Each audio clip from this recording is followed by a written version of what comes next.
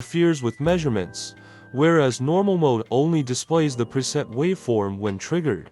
The last mode is single trigger mode, also known as SCQ. In this mode, the oscilloscope displays only the first signal that meets the trigger conditions. Afterwards, the oscilloscope remains in a stop state. Single trigger mode is used to capture non-repetitive waveform signals. For example, a power-on signal generated when a circuit is powered would only occur once. If you don't use single trigger mode, it's difficult to capture this signal.